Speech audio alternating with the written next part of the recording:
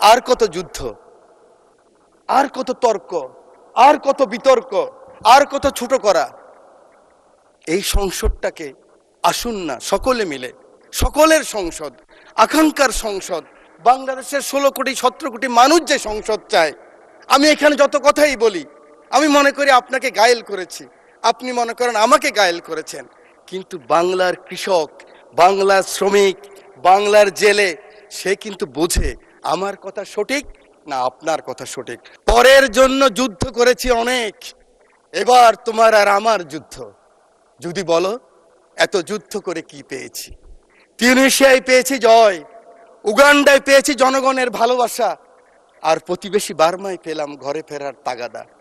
আমি যেন সেই বাতিওয়ালা যে পত্র পত্র রাস্তায় বাতি জ্বালিয়ে ফিরি, অথচ যার নিজের ঘরে জমে থাকে দুঃস্ব অন্ধকার। এই অন্ধকার আমরা কাটাতে চাই, এই অমনীষা থেকে বের হতে চাই। আমার হাতে তো এখনো রক্তের দাগ নিয়ে লেগে আছে। এই মতিঝিলে 19 দিন ছিলাম রিমান্ডের মধ্যে। মানুষ আর এই হিংসা প্রতিহিংসা আর দেখতে চায় না। আমার মহাসচিব মহোদয় এখানে বসা আছেন, আমার মহাসচিব মহোদয়কে হেলমেট পরাই নিয়ে গেছি, নাম বলতে পারলাম না, একজন সেনাবাহিনীর প্রধানের সাথে মিটিং করার জন্য আজকের কৃষিমন্ত্রীর বাসায়। কারণ ওটা বেশি দিন নয়, 23 সালের কথা বলছি। জীবনের বাজি নিয়েই কথাগুলি করেছি আমরা। আমার নেত্রীর 11 আমার নেতাকে যখন নিয়ে গেল খবর পেলাম আমি, কারণ 7 দিন আগে শেষ দিন আমার দেখা হয়েছিল আমার নেতা তারেক রহমানের সাথে, বেগম খালেদা জিয়ার সাথে 111-এর পরে হাওয়া ভবনে। সেদিন ছিল ওনার শেষ দিন। খবর পেলাম ওনাকে নিয়ে গেছে, ঢুকে গিয়েছে।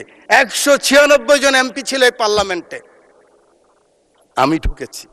আমার নেত্রীকে দেখেছি, একজন মা, তার সন্তানের জন্য কি আকুতি, কি কান্না, কি বেদনা বিধুর আমি দেখেছি।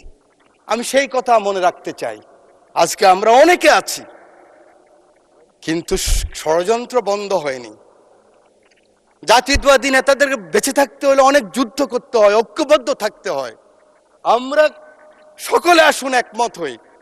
আগামী দিনে যে চ্যালেঞ্জ আসবে, এই জাতীয়বাদী শক্তির বিরুদ্ধে আবার যে ষড়যন্ত্র আসবে, সেদিন কারাই প্রধানমন্ত্রীর জন্য জীবনের বাজি রাখতে পারবেন, বাংলাদেশের জন্য বাজি রাখতে পারবেন, সেরকম যদি একটা শক্তি সাহস থাকে, তখনই হবে সবার আগে বাংলাদেশ। তখনই হবে দিল্লি নয়, পিন্ডি নয়, অন্য কোনো দেশ নয়। জি, সময় বাড়ানো হলো আরো 4 মিনিট। Thank you very much. You are very welcome. Thank you very much.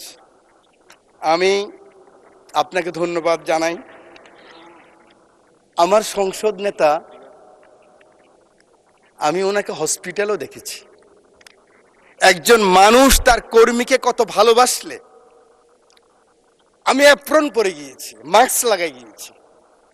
আমি এমপি ছিলাম, দেখে চিনে নাই। সেই ছবি আপনারা দেখেন, কিন্তু মাথার মধ্যে ব্যান্ডেজ লাগানো।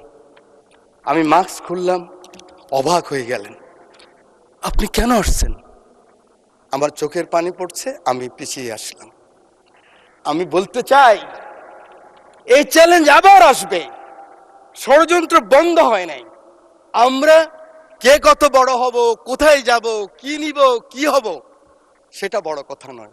বড় কথা হলো এই চ্যালেঞ্জ গ্রহণ করতে হবে। মাননীয় স্পিকার, আপনার মাধ্যমে পুরো হাউসকে জানাতে চাই, চিন্তা করেন তো, কথার সাথে বলতো জামাত শিবির, কথার সাথে বলতো জামাত বিএনপি, একসাথেই তো আমরা। আমার হাতে তো এখনো রক্তের দাগ নিয়ে লেগে আছে। এই মতিঝিলে 19 দিন ছিলাম রিমান্ডের মধ্যে। কেন আমরা ছোট করার চেষ্টা করতেছি?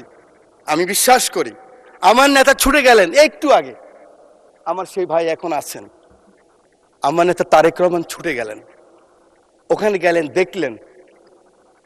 সাথে সাথে আমি মনে করি আগামী দিনের রাজনীতির জন্য সংসদের বিরোধী দলের নেতা আপনিও ছুটে যাওয়া উচিত ছিল।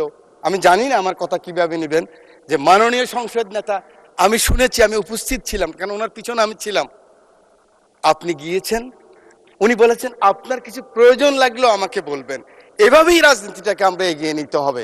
বাংলাদেশের মানুষের আকাঙ্ক্ষা এই রাজনীতি। মানুষ আর এই হিংসা প্রতিহিংসা আর দেখতে চায় না। বক্তব্য আমি শেষ করছি। যাওয়ার আগে, দ্বিতীয় বিশ্বযুদ্ধের একজন সৈনিক, আমরা জানেন আমরা কিন্তু উইলস্টন যে চার্চিলের পক্ষে, মিত্রশক্তির পক্ষে যুদ্ধ করেছিলাম। এবং আমরা কিন্তু বাঙালিরা সবসময় এরকম ছিলাম।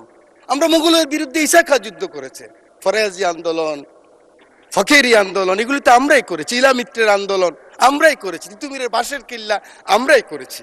এই সৈন্য গিয়েছিল, যুদ্ধ করেছে বিভিন্ন জায়গায়। মাননীয় স্পিকার, পরে আসছে বার্মায়। বার্মায় আসার পরে নিজের দেশের কথা মনে পড়েছে। দেশের কথা মনে করার পরে মনে করলো এই বর্গী ওলন্দাজ ব্রিটিশরাই তো অত্যাচার করেছে, আবার তো সেই অবস্থাই হবে। তার স্ত্রীর কথাও মনে পড়েছে। তখন ঢাকায় কিন্তু লণ্ঠনের বাতি জ্বালতো। তো তিনি বলেছেন, পরের জন্য যুদ্ধ করেছি অনেক, পরের জন্য যুদ্ধ করেছি অনেক, এবার তোমার আর আমার যুদ্ধ। যদি বলো এত যুদ্ধ করে কি পেয়েছি?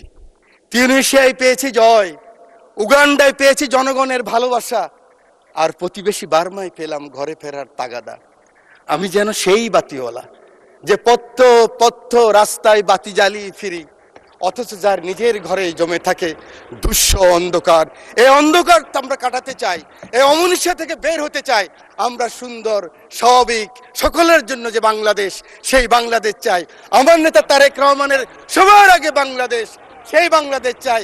আমার রামগতির দায়িত্ব নেতাকে দিলাম, আমার এমপি, আমার নদী ভাঙা মানুষ শহীদুদ্দিন চৌধুরীকে দিয়ে সময় নাই, সেই কারণে সকলের ভালোবাসা চেয়ে, আদর চেয়ে বক্তব্য শেষ করছি। আল্লাহ হাফেজ, বাংলাদেশ জিন্দাবাদ।